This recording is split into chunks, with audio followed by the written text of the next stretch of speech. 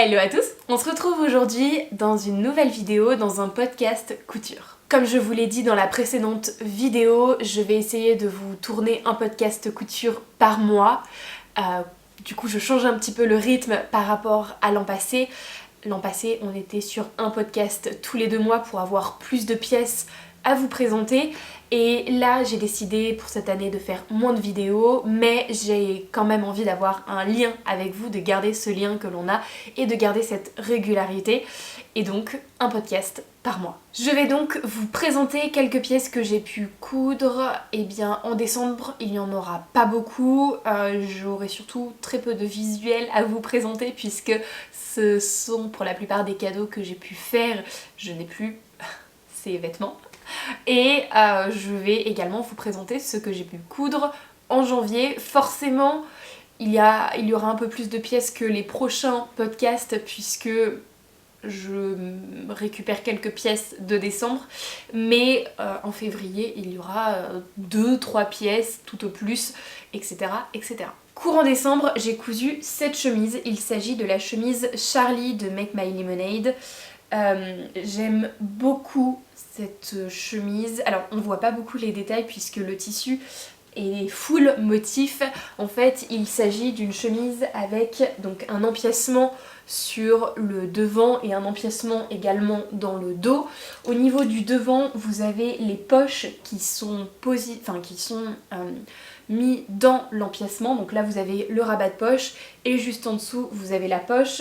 Au niveau de la poche vous avez un pli creux sur la poche, je sais pas si on voit bien. C'est assez sympa. C'est vrai que si vous choisissez un tissu sans motif, on voit d'autant plus les détails et c'est vraiment très sympa. Vous avez une patte de boutonnage qui est... une patte de boutonnage séparée en fait. Un col droit avec un pied de colle, et au niveau des manches, au niveau des poignets et des manches en fait, la manche est froncée au niveau du poignet et ça ajoute un peu plus de détails, c'est très sympa.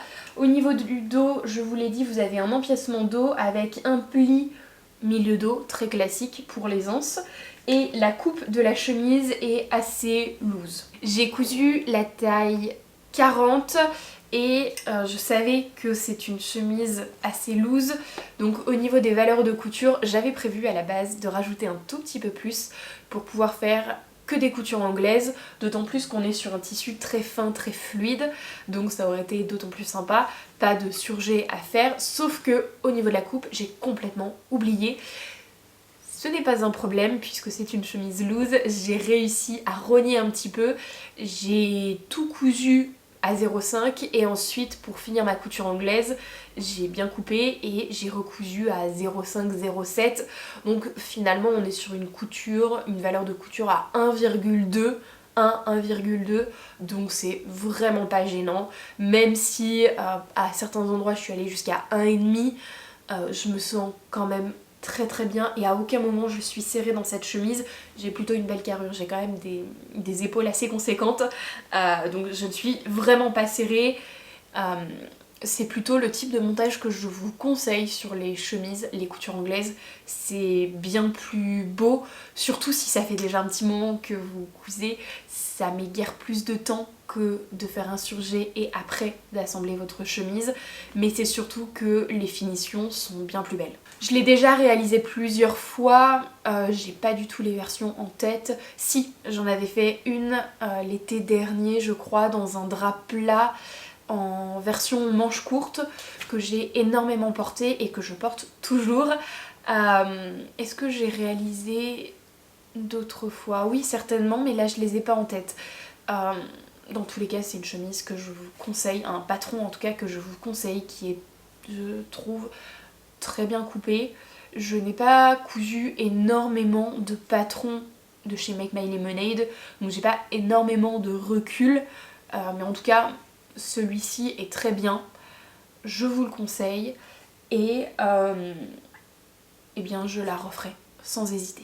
Concernant le tissu, il s'agit d'une viscose ou d'un polyester, je suis pas tout à fait sûre, que j'avais acheté sur le marché à Vienne, donc je peux pas vous dire, il n'y a pas la composition sur le tissu. J'avais dû le payer 2 ou 3 euros du mètre tout au plus. J'avais pris 2 mètres je crois et il doit m'en rester un tout petit peu mais c'est vraiment pas sûr. Et donc il s'agit d'un tissu très fluide, très glissant sous la machine. C'est surtout pour ça que j'ai voulu faire des coutures anglaises. Pour déjà avoir un côté un peu plus solide au niveau des coutures. Et puis parce que le surjet ne s'y serait pas du tout prêté. Et c'était parfait. C'est un tissu qui renvoie plutôt bien la lumière et en fait dans le tissage vous avez comme des espèces de petits points. C'est très sympa, c'est ce qui fait que ça rend plutôt bien la lumière. Alors pourquoi je l'ai payé aussi peu cher? C'est surtout parce qu'il a un défaut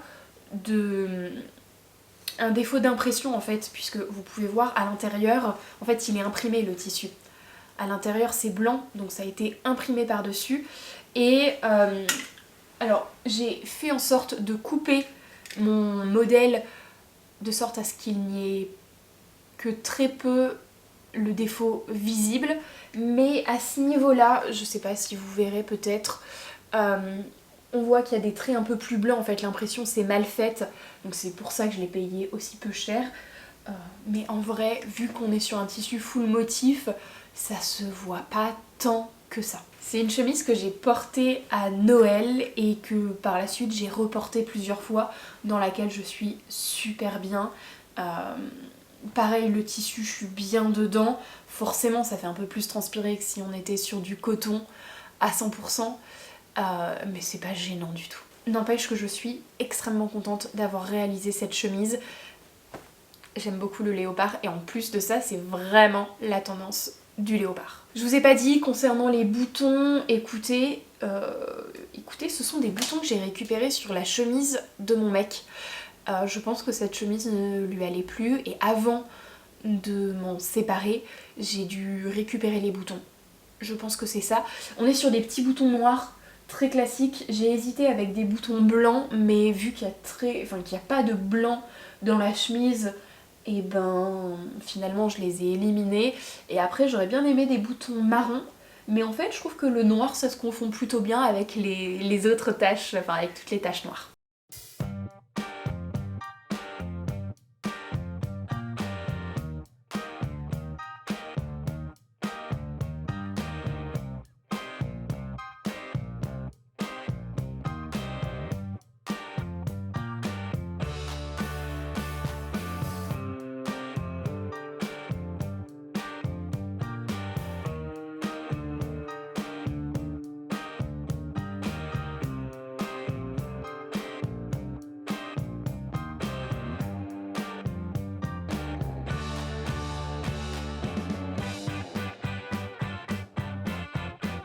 Autre modèle que j'ai cousu durant décembre, il s'agit de la chemise Surfer. Je vous mettrai une image juste ici, une image du modèle et après une image une photo de ma réalisation. Je suis désolée, je peux pas vous la montrer, je ne l'ai plus en ma possession. C'est un cadeau que j'ai fait à mon père.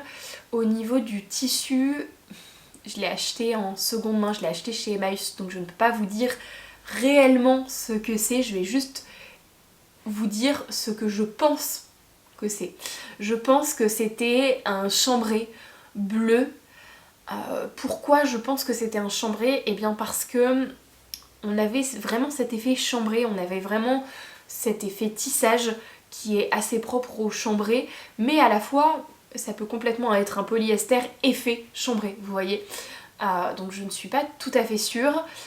On était sur un bleu un peu grisé, hein, on n'est pas sur un bleu très vif, quelque chose d'assez pastel, c'était très joli et je n'avais pas beaucoup de métrage donc je pouvais faire une chemise manche courte et c'est tout. Donc j'ai choisi le modèle Surfer de la marque de patron Les Beaux Gosses. C'est une chemise à manches courtes avec un col tailleur, un col ouvert qui est très sympa et qui donne vraiment cet effet surf décontracté aux chemises et encore plus aux chemises manches courtes. Vous retrouvez une parmenture qui fait la patte de boutonnage, un col que vous insérez entre la parmenture et le vêtement, ou pas, il y a plusieurs techniques, mais moi c'est comme ça que je fais, des manches courtes. Et qu'est-ce qu'il y a d'autre? Rien de plus en fait. Si vous avez un enforme au niveau du dos, et par contre il n'y a pas de pli d'aisance au niveau du milieu dos, mais la chemise n'est pas... La chemise a une coupe assez droite slash loose, elle n'est pas du tout cintrée. C'était pas la première fois que je réalisais cette chemise, mais vu que je l'ai réalisée dans un tissu qui se tient, qui doit être potentiellement en coton, donc ça a une meilleure tenue qu'un tissu avec du synthétique ou de la viscose, et bien ça faisait que c'était extrêmement simple à réaliser.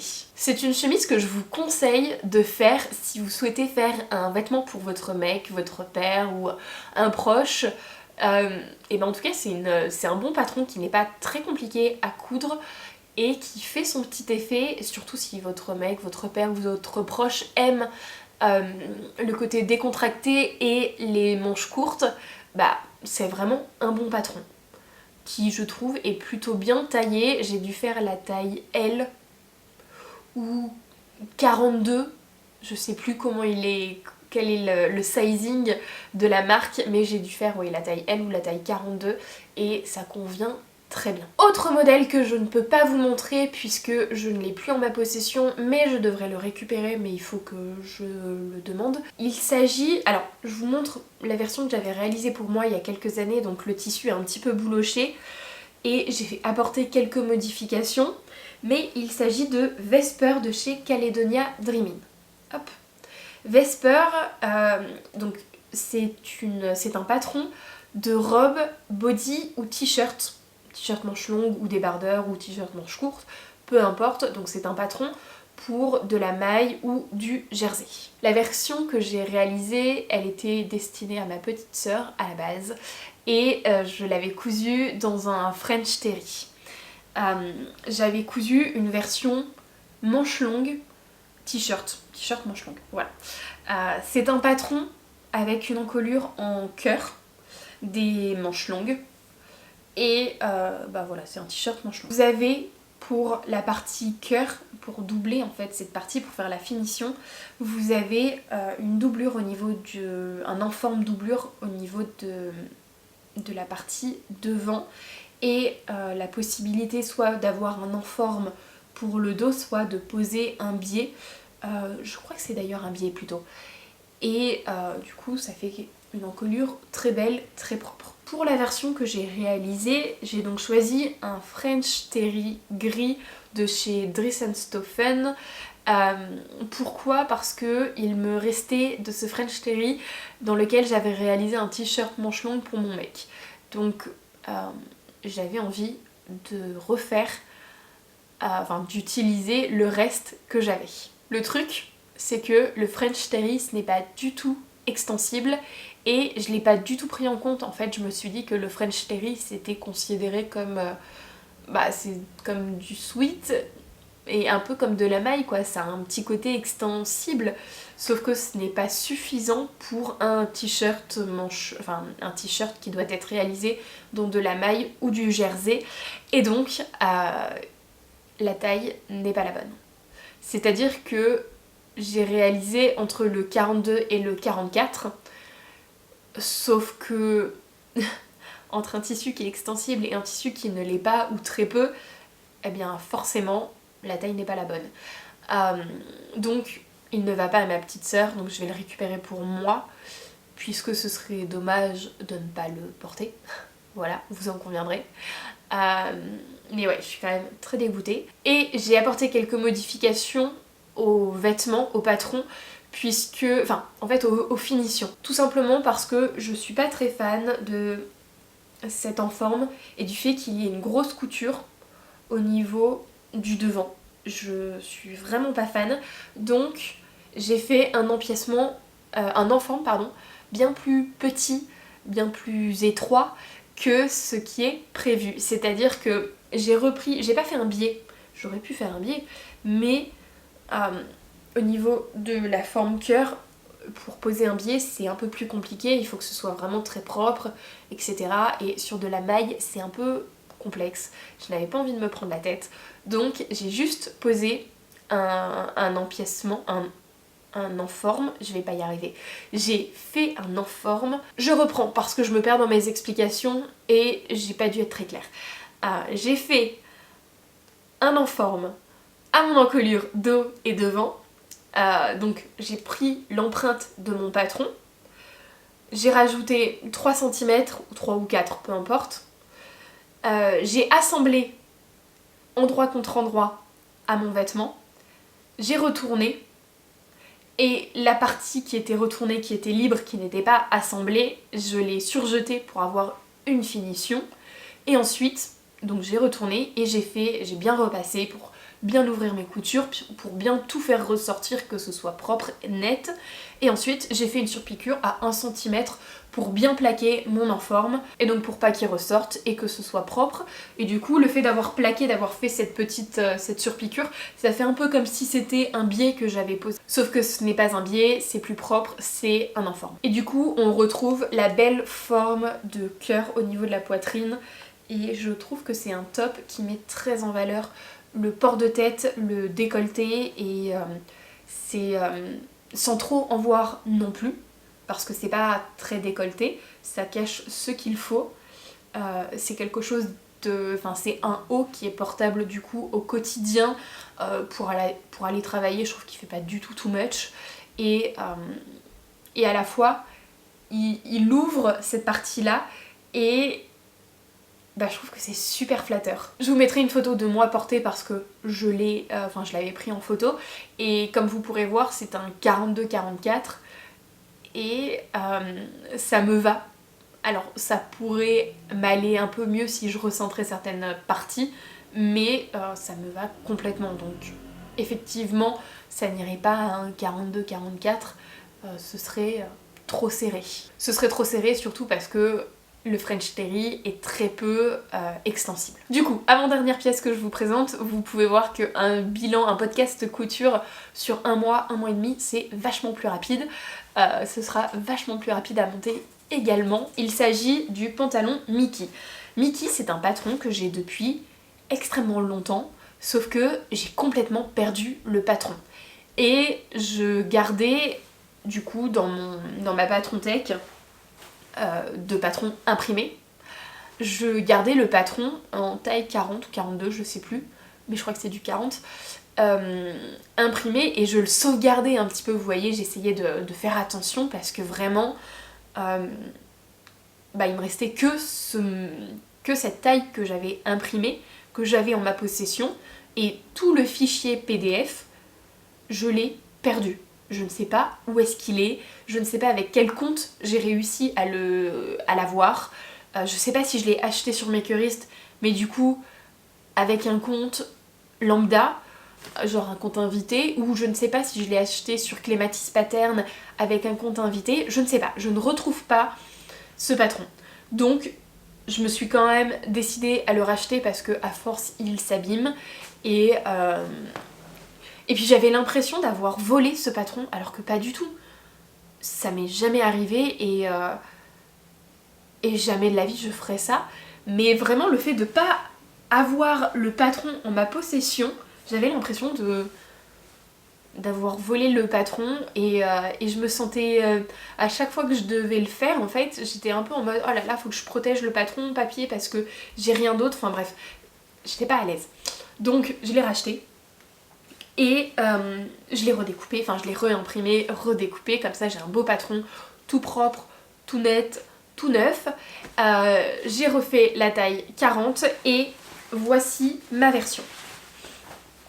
Encore du léopard, oui.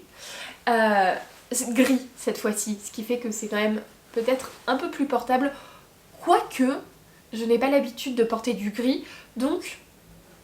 Même si potentiellement le gris va avec toutes les couleurs, on reste sur un motif, donc j'associe très peu motif avec motif, je ne sais pas faire. C'est plus portable peut-être que le léopard marron, mais pas forcément. Mickey, c'est un patron de pantalon slash salopette, puisque vous pouvez avoir une espèce de, j'ai envie de dire bas-volé mais pas du tout, un espèce de petit retour, un espèce de petit plastron sur le devant avec des bretelles, mais je ne l'ai jamais réalisé comme ça parce que c'est pas du tout le type de pièce que j'apprécie porter, genre soit une vraie salopette en jean, soit rien du tout. Et c'est pas du tout le modèle, le visuel du modèle avec ce petit plastron et les bretelles me plaît pas du tout. Par contre, la version pantalon telle quelle me plaît bien plus. Donc j'ai réalisé Mickey de chez Clematis Pattern en taille 40, sans le plastron. Qu'est-ce que je peux vous dire? C'est un pantalon très simple, très rapide à réaliser et je pense qu'il peut convenir à beaucoup de silhouettes. Moi je trouve qu'il y reste très élégant, très versatile dans la façon, enfin dans les tissus dans lesquels on peut le réaliser et justement du fait qu'on puisse le réaliser dans plein de tissus différents, eh bien il peut autant avoir un côté chic et travail qu'un côté un peu plus décontracté on va dire. Dans un tissu comme celui-ci, tout de suite ça fait un peu moins habillé, mais à la fois dans un tissu noir, exactement le même tissu et en noir, ça fonctionnerait complètement.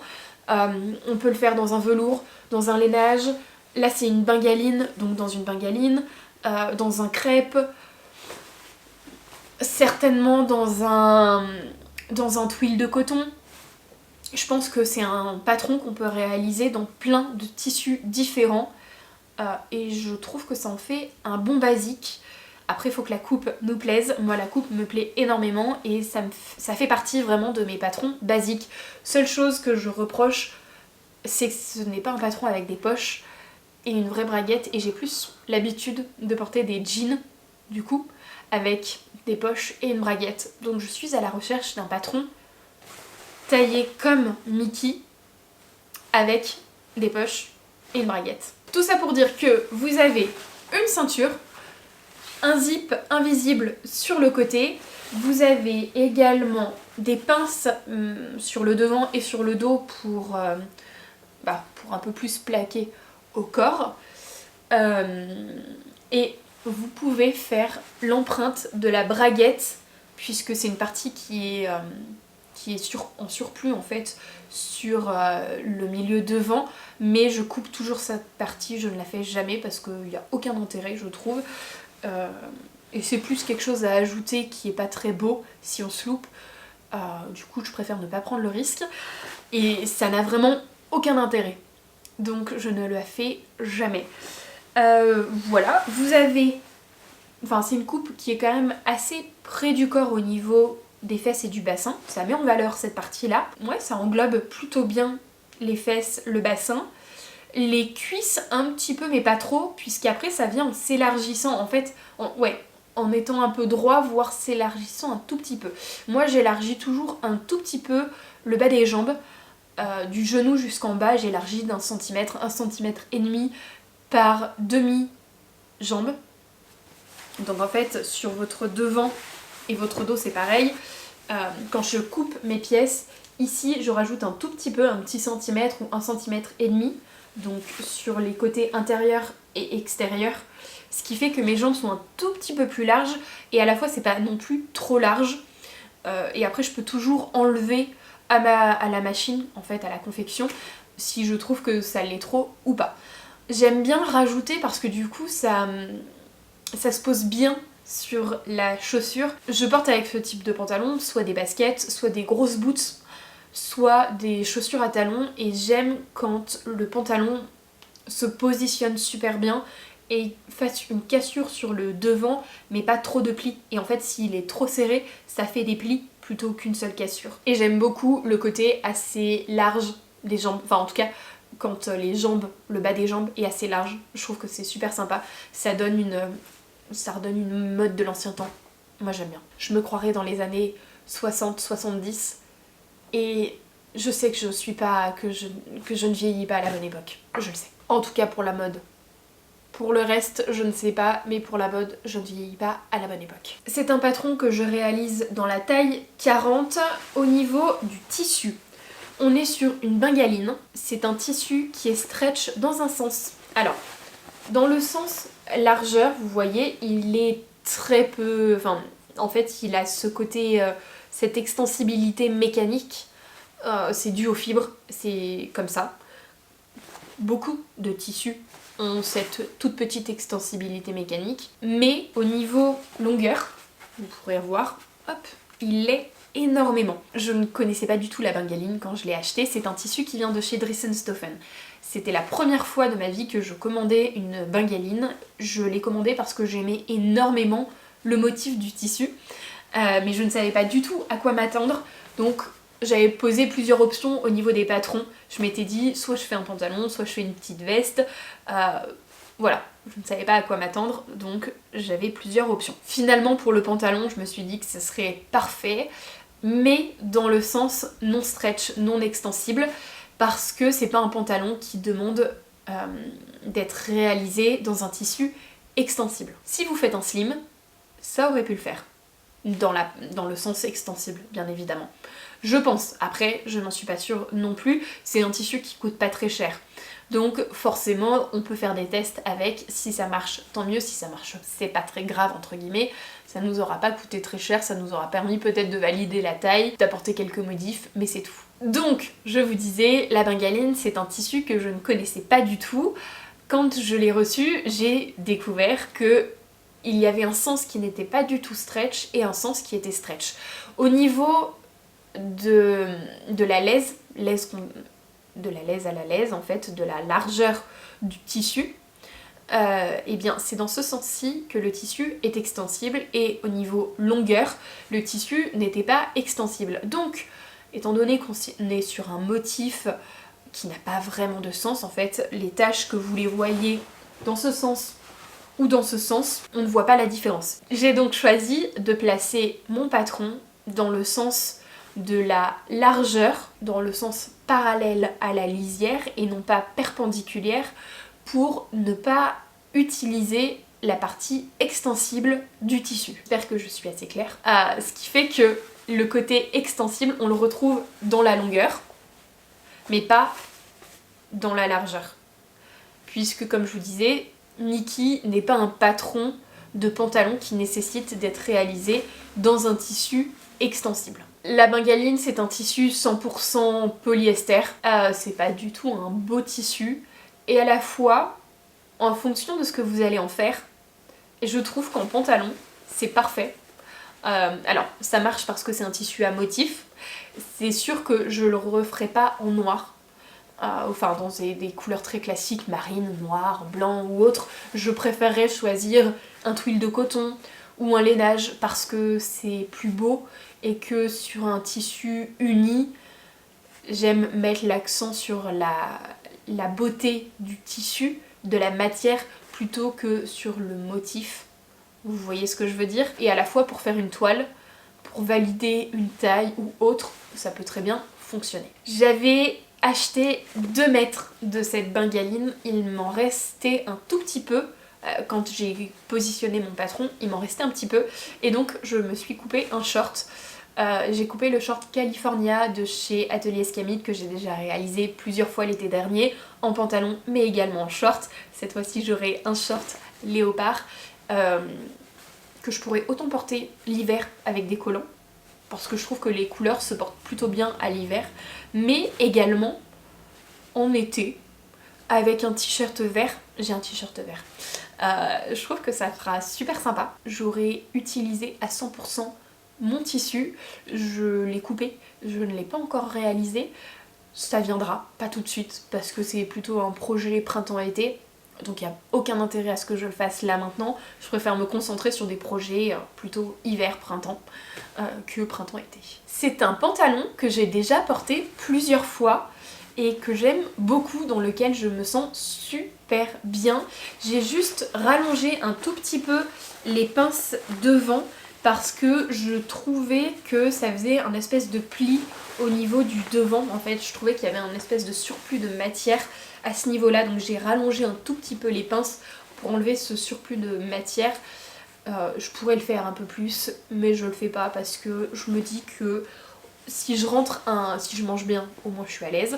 Et si je rentre un t-shirt à l'intérieur, au moins ça laisse de l'espace et ça fait pas des vieux bourrelets. Chose que j'ai faite par contre, c'est que j'ai solidifié les coutures entre jambes, puisque du fait que le tissu soit extensible en longueur, et bien forcément quand on tire un petit peu ces coutures-ci, ça peut craquer. Donc j'ai solidifié ces coutures en faisant une double piqûre, et surtout j'ai rajouté une piqûre par-dessus avec un point stretch, c'est-à-dire que ma machine en fait elle possède plein de points différents, et en la mettant sur un programme stretch avec un point stretch, et ben ça me fait un petit point en zigzag, en fait ça me fait 2 petits points et ça revient d'un point, 2 petits points et ça revient, etc. etc. Et c'est très petit et ça tient énormément. Donc j'ai bien solidifié mes coutures entre jambes pour ne pas que ça casse à ce niveau-là. Et si je vous dis ça, c'est parce que je l'ai porté juste après l'avoir fait. Et je pense que je m'en suis pas rendu compte et que personne ne s'en est rendu compte. Mais quand je suis rentrée chez moi, je me suis rendu compte que justement il y avait eu des petits trous, il y avait quelques points qui avaient lâché. Donc c'est pour ça que j'ai resolidifié mes coutures par la suite.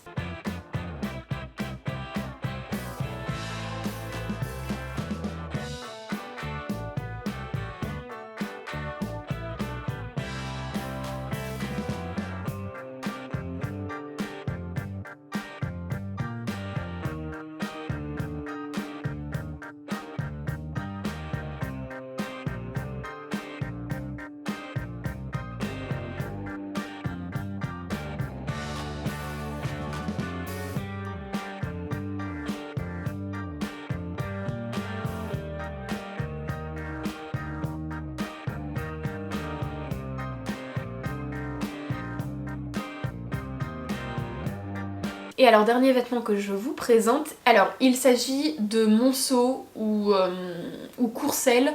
C'était un gilet slash sweat Courcelles, gilet Monceau, je crois que c'est comme ça, de chez Cozy Little World.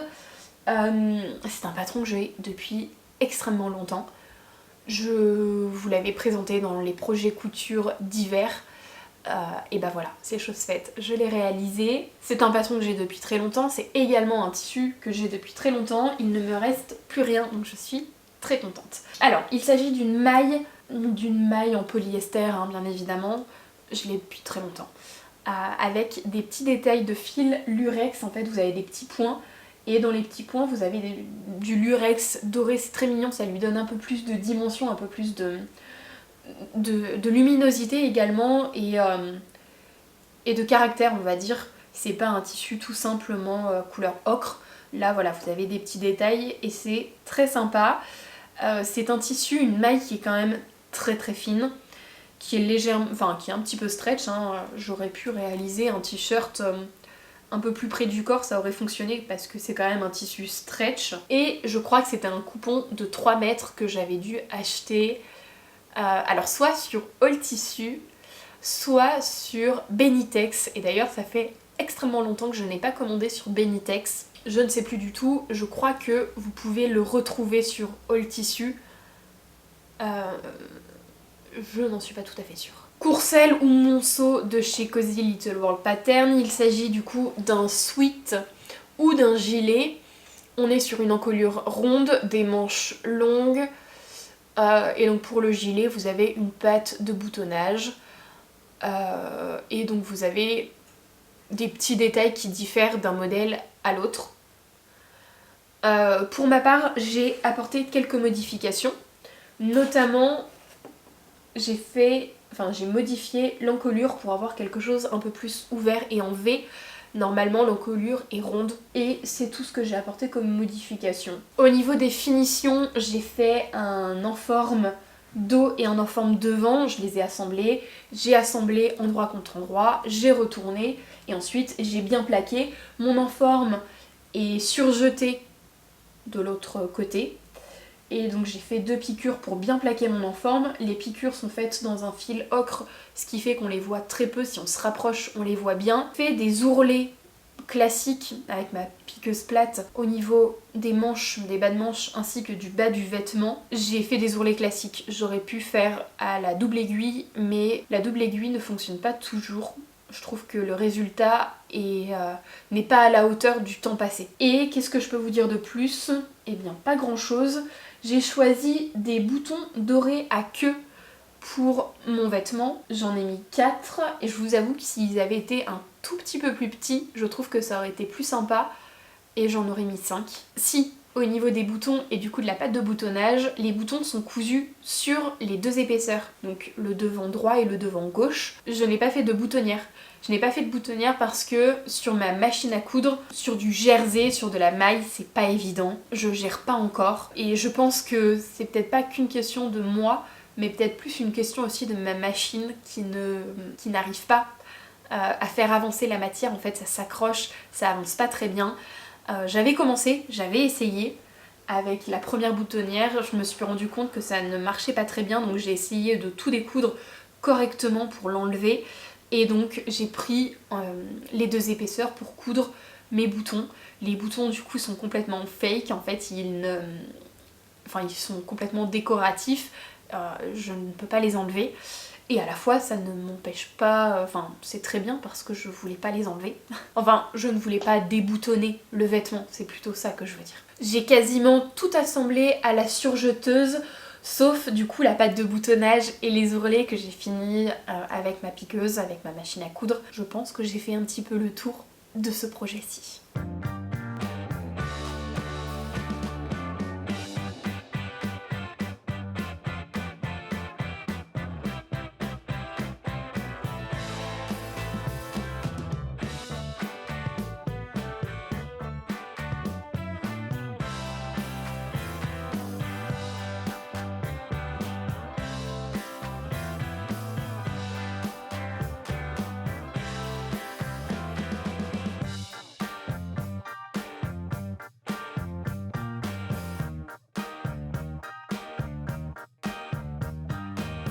Ce podcast est maintenant terminé. N'hésitez pas vous à me laisser un petit commentaire et à me dire ce que vous avez pu coudre courant janvier. Si ce podcast vous a plu, n'hésitez pas à me laisser un petit emoji tigre, vous savez, la petite tête de tigre ou de lion en fonction de ce que vous arrivez à trouver.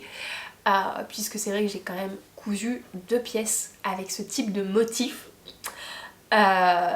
Sinon on se retrouve en commentaire ou sur Instagram. Je vous remercie d'avoir regardé cette vidéo en entier. Je vous fais de très gros bisous et puis on se retrouve dans une prochaine. Bye!